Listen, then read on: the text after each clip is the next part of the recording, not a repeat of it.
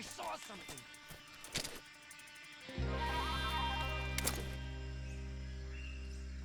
Huh? What's that?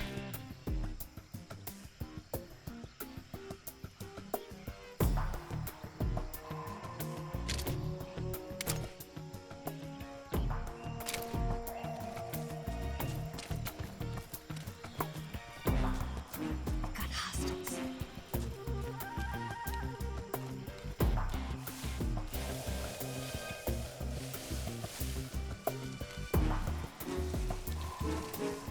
So tired.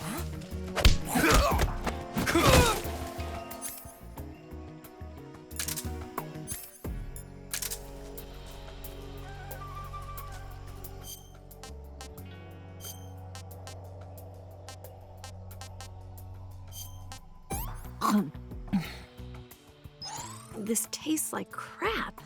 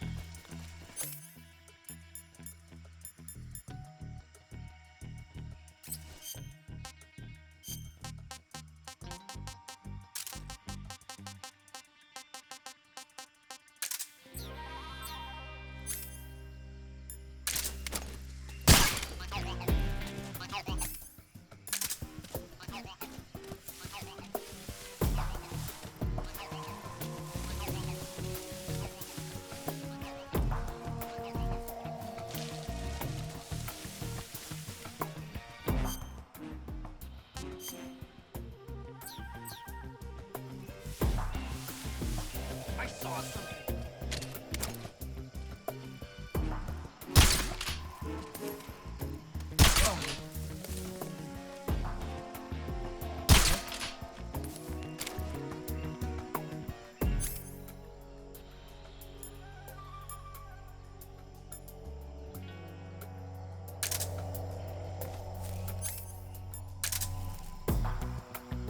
Just my imagination.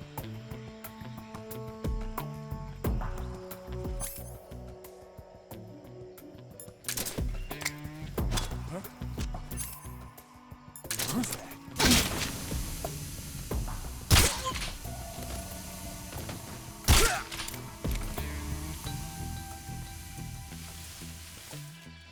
I saw something. I'm so hungry.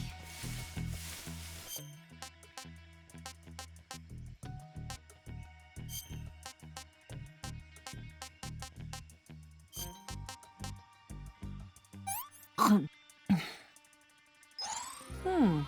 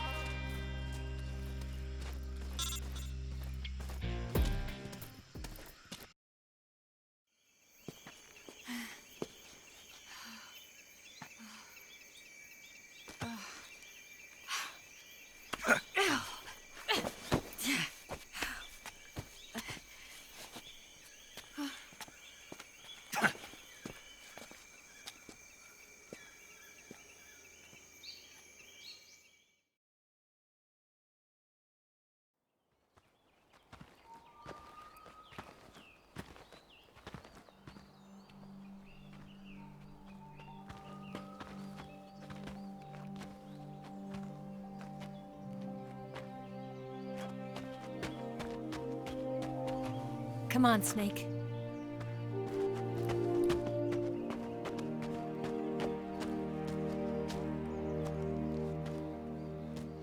We made it. We made it. Over there.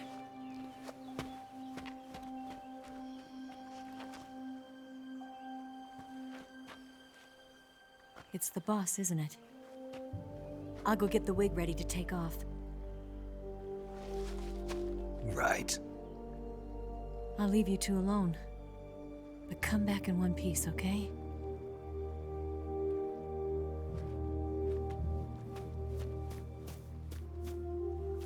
Promise me!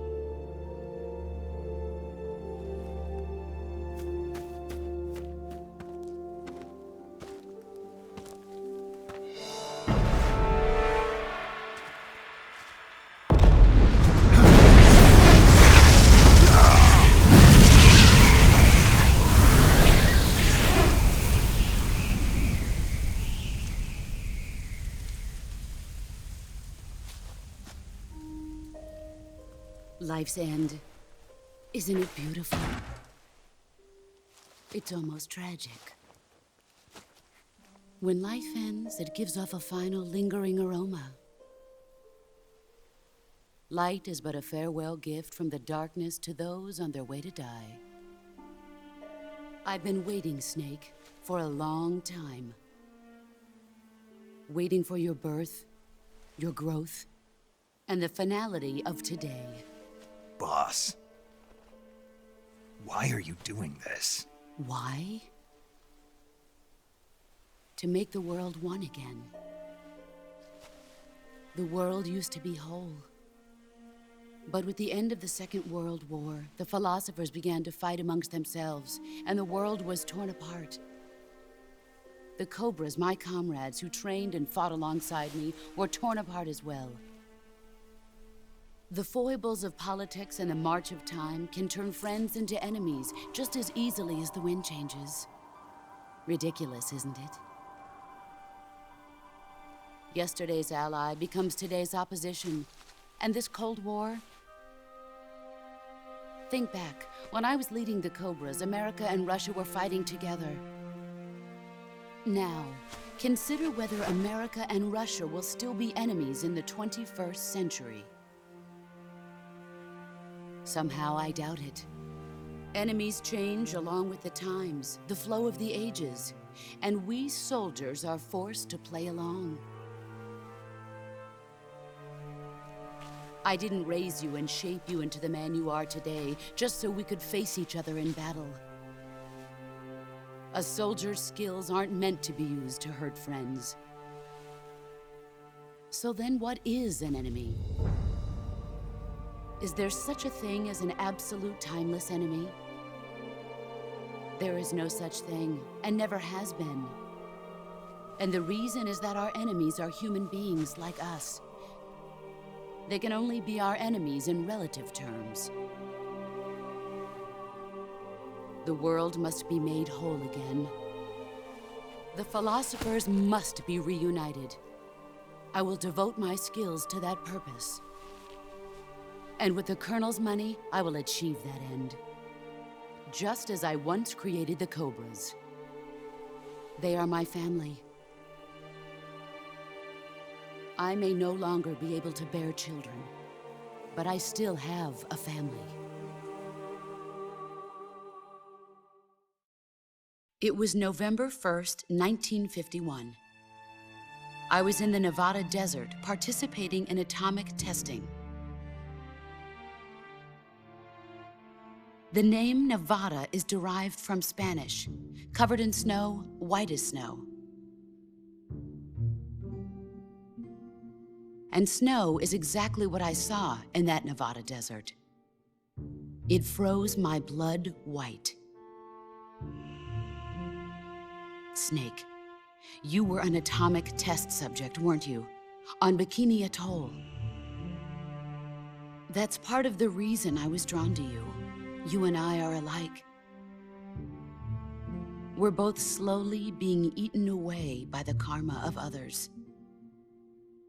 we'll never have the chance to die peacefully of old age. We have no tomorrow. But we can still have hope for the future. In 1960, I saw a vision of the ideal future from space. 3 years earlier, the Soviet Union had succeeded in launching Sputnik, the first man-made satellite in history, into orbit. This came as a huge shock to the United States. In response, America threw everything it had into its own manned spaceflight project, the Mercury program. Even as the Soviets seemed poised to send their first man into space, America was still experimenting with chimpanzees and rockets. The government wanted human data. So they secretly decided to send a human being into space. I was the one they chose. At the time, they didn't have the technology to block out cosmic rays, and whoever they sent up would inevitably be exposed to heavy radiation. That's why they chose me. After all, I'd already been irradiated once. Of course, you won't find any of this in the history books. I could see the planet as it appeared from space. That's when it finally hit me. Space exploration is nothing but another game in the power struggle between the US and the USSR. Politics, economics, the arms race, they're all just arenas for meaningless competition. I'm sure you can see that, but the Earth itself has no boundaries. No East, no West, no Cold War. And the irony of it is, the United States and the Soviet Union are spending billions on their space programs and the missile race, only to arrive at the same conclusion. In the 21st century, everyone will be able to see that we are all just inhabitants of a little celestial body called Earth. A world without communism or capitalism, that is the world I wanted to see. But reality continued to betray me. In 1961, I was sent to Cuba, to Bahia de Cochinos. It was part of a CIA-sponsored invasion under the guise of taking Cuban exiles back to their country. But the US government betrayed them. Our weak-kneed president held back their air support. Defenseless, the exiles were annihilated by the Cuban army. All I could do was watch in silence. I was set up by the very country I'd sacrificed so much for, by the very government I dedicated my life to defending. I was driven from the surface world, and I went underground. Then, 2 years ago, I faced the Sorrow, my old comrade in battle. He was my friend. But one of us had to die. I was left with no choice. The Sorrow gave his life for me. There is no enmity between us. One must live, and one must die. That was the mission. The ones who gave me that mission were the philosophers.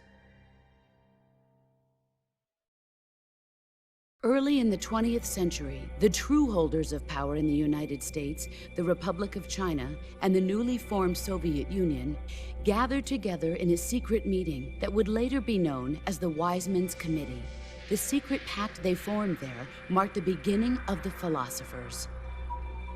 But the last of the original members died in the 1930s.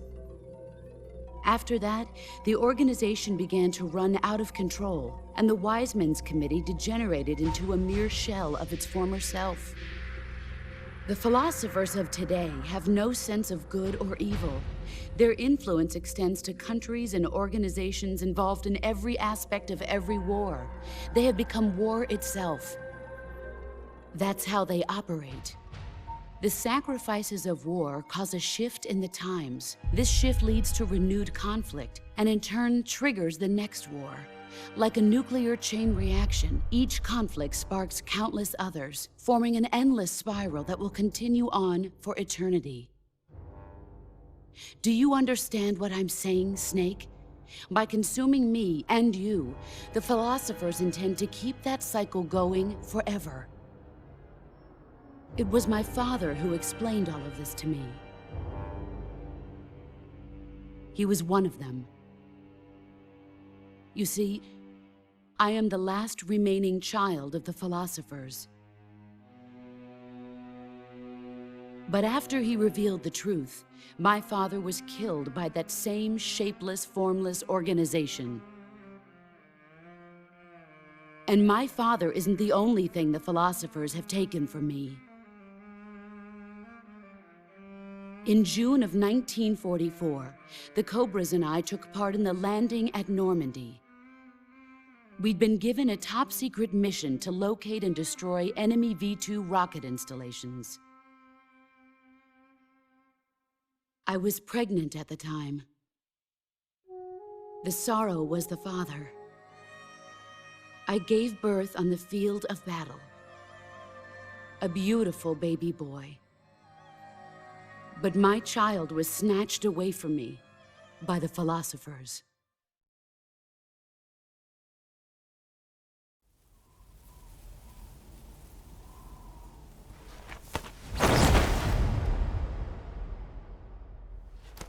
Look at this scar. This is proof that I was once a mother. I gave up my body and my child for my country. There is nothing left inside me now. Nothing at all. No hatred, not even regret. And yet sometimes at night, I can still feel the pain creeping up inside me, slithering through my body like a snake.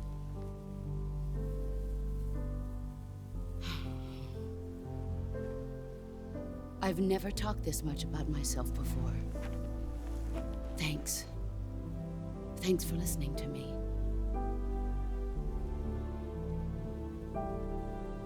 I feel content. Snake,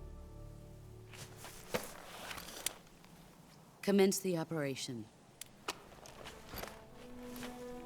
I raised you. I loved you. I've given you weapons, taught you techniques, endowed you with knowledge. There is nothing more for me to give you. All that's left for you to take is my life, by your own hand. One must die, and one must live. No victory, no defeat. The survivor will carry on the fight. It is our destiny. The one who survives will inherit the title of boss. And the one who inherits the title of boss will face an existence of endless battle. I'll give you 10 minutes. In 10 minutes, MiGs will come and bomb the hell out of this place. If you can beat me in less than 10 minutes, you'll be able to escape in time. Let's make this the greatest 10 minutes of our lives, Jack. Boss. You're a soldier. Finish your mission. Prove your loyalty. Face me.